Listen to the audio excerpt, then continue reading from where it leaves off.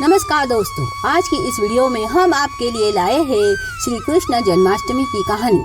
सतयुग में केदार नाम का एक राजा बड़ा तेजस्वी हो गया था।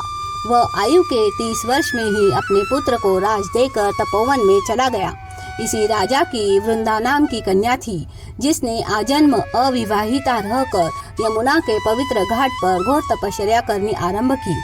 जब उसकी तपस्या पराकाष्ठा को पहुंची, तब भगवान ने प्रकट होकर कहा, वर मांगो बेटा। कन्या ने हाथ जोड़कर प्रार्थना की, यदि आप मेरी सेवा से प्रसन्न हुए हैं तो कृपया मेरा पति होना स्वीकार करें। भगवान ने उसकी प्रार्थना स्वीकार की और उसे वे अपने साथ ही ले गए। ब्रज के जिस वन में राजकुमारी ने तप किया, उसका नाम वृंदावन पड़ गया। मधु नामक एक दैत्य ने यमुना के दक्षिण तट पर एक नगर बसाया, जिसका नाम मधुपुरी था। इसी मधुपुरी को आजकल मथुरा कहते हैं। श्री राम अवतार के समय शत्रुघ्न जी ने इसी मधु दैत्य को परास्त करके मधुपुरी पर अधिकार प्राप्त किया था। यह मधुपुरी द्वापर युग में शूरसेन देश की राजधानी हो गई और इसमें क्रमशः यादव, अंधक, भोज आदि अनेक वंशों ने राज किया। द्वापर युग के अंत में मथुरा में भोज वंशीय राजा उग्रसेन राज करता था। उसके पुत्र का नाम कंस। कंस ने उसे गद्दी से उतारकर राजकाज अपने हाथ में ले लिया था। उसकी एक बहन थी, जिसका नाम देवकी था। देवकी का विवाह वसुदेव नामक एक यादव वंशी सरदार के साथ हुआ था। एक दिन जब कंस अपनी बहन देवकी को उसके ससुराल पहुंचाने के लिए जा रहा था, तब अनायास मार्ग में आकाशवाणी हुई कि जिस देवकी को तू बड़े प्रेम से ले जा रहा है, उसी में तेरा काल बसता है। उसके गर्भ से उत्पन्न बालक तुझको मारेगा। यह सुनते ही देवकी को ससुराल पहुंचाकर कंस ने म्यान से तलवार निकाली और वासुदेव को मारने पर उद्यत हुआ। उस समय देवकी ने उससे विनती भाव से प्रार्थना की और कहा कि मेरे गर्भ में जो संतान उत्पन्न होगी, उसे मैं तुम्हारे सामने ला रखूंगी। उसके साथ तुम जैसा चाहो वैसा व्यवहार कर सकते हो। इसके लिए बहनोई को मारना व्यर्थ है। कंस देवकी की बात मानकर मथुरा लौट गया और उसने वसुदेव, देवकी दोनों को कठिन कारागार में कैद कर दिया। जब देवकी के गर्भ से प्रथम बालक जन्मा और वह कंस के सामने लाकर रखा गया, तब उसने 8वें गर्भ की बात विचार कर उसे क्षमा कर दिया। पर उसी समय नारद जी ने कंस के पास आकर कहा कि यह तुम बड़ी भूल कर रहे हो। क्या जाने यही वह 8वां गर्भ तुम्हारा नाश करने वाला है। नारद जी ने पृथ्वी पर 8 लकीरें खींचकर उनको पहले एक सिरे से दूसरे तक गिना और फिर उस सिरे से पहले सिरे तक गिनकर प्रमाणित किया कि प्रथम या अष्टम कोई भी अष्टम संख्या का वाचक हो सकता है।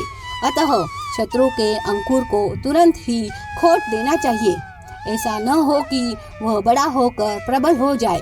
नारद जी की बात मानकर कंस ने फौरन उस बालक को मरवा डाला। उसके बाद देवकी के गर्भ से जितने बालक हुए, कंस सबको मरवाता गया।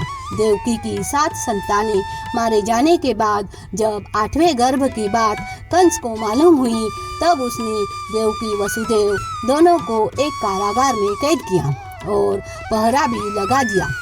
जिस दिन श्री कृष्ण भगवान का जन्म हुआ, उस दिन भादो के कृष्ण पक्ष की अष्टमी थी। रोहिणी नक्षत्र था। पृथ्वी मंडल पर सर्वत्र घोर अंधकार छाया हुआ था और मूसलाधार पानी बरस रहा था। जिस कोठरी में देवकी, वसुदेव दोनों कैद थे, उसमें सहसा भारी प्रकाश हुआ। उसी प्रकाश में देवकी, वसुदेव दोनों ने देखा कि शंख, चक्र, गदा, पद्म युक्त चतुर्भुज भगवान उनके सामने खड़े हैं। प्रभु की ऐसी कृपा देखकर देवकी, वसुदेव उनके चरणों पर गिर पड़े। तब श्री कृष्ण भगवान ने उनसे कहा कि अब मैं नवजात बालक का रूप धारण कर लेता हूँ, परंतु हे वसुदेव, तुम इसी समय मुझे अपने मित्र नंद जी के घर वृंदावन में भेज दो और उनके यहाँ जो कन्या जन्मी है, उसे लाकर कंस को अर्पण कर दो। यद्यपि इस समय प्रकृति ने बड़ा भयानक रूप धारण कर रखा है, तथापि तुम किसी की चिंता न करो। मेरी कृपा से जागते हुए पहरेदार सब सो जाएंगे। बंदी खाने के फाटक अपने आप ही खुल जाएंगे और मार्ग में पड़ने वाली अथाह यमुना नदी भी तुमको मार्ग दे देगी। नवजात शिशु रूप श्री कृष्ण भगवान को सूप में रखकर वसुदेव उसी समय बंदीगृह से निकल पड़े और अथाह यमुना को पार कर अपने मित्र नंद के घर जा पहुँचे। मित्र ने भी मित्र का कर्तव्य पालन किया। उन्होंने श्री कृष्ण को अपनी श्री यशोदा के साथ सुला दिया और यशोदा के गर्भ से जन्मी हुई पुत्री चंडिका को वसुदेव के सूप में रख दिया। उसे लेकर वसुदेव उसी समय मथुरा लौट आए और बंदीगृह में अपने स्थान पर दाखिल हो गए। बंदी खाने के सब किवाड़ जो के त्यों बंद हो गए और उनमें ताले भी पड़ गए। पहरेदार मोह निद्रा से जागकर सावधानी से चौकसी करने लगे। प्रातःकाल जब कंस ने सुना कि मेरी बहन के गर्भ से अब की बार कन्या जन्मी है, तब उसने उसी समय कन्या को मंगवा कर एक धोबी को हुक्म दिया कि वह उसे पत्थर पर पटक कर मार डाले।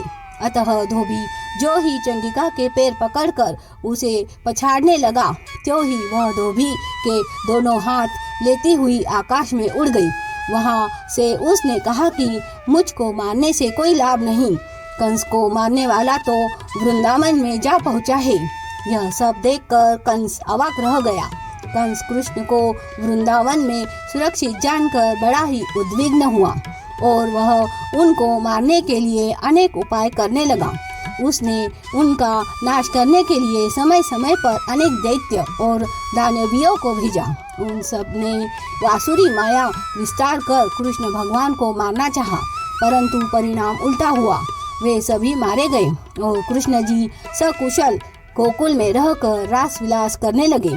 बड़े होने पर श्री कृष्ण भगवान ने मथुरा जाकर कंस को मारा, वासुदेव और देवकी को कैद से छुड़ाया और फिर गोपी ग्वालों को छोड़कर वह गोकुल से द्वारका में जा बसे। भगवान ने भाद्रपद कृष्ण अष्टमी को जन्म धारण करके दुष्टों को संहार किया था और भक्तों की रक्षा की थी। इसी से इस दिन श्री कृष्ण जन्म का उत्सव मनाया जाता है। बोलो श्री कृष्ण भगवान की जय।